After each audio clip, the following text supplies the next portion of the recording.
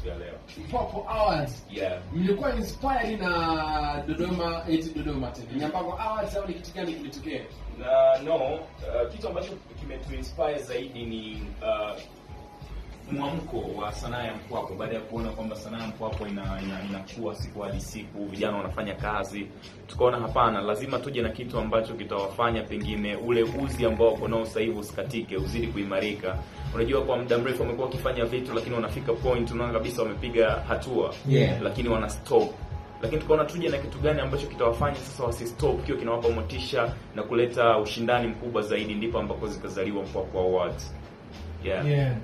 Okay, kwa hiyo ni watu wanahusika ni wale ambao tukia Mpwapwa peke yake. Mtu ambaye origin yake yeye ni Mpwapwa, na mata watu kwa sehemu nyingine tofauti Mpwapwa, lakini origin yake ni Mpwapwa na ni mwana sanaa, anafanya harakati za sanaa.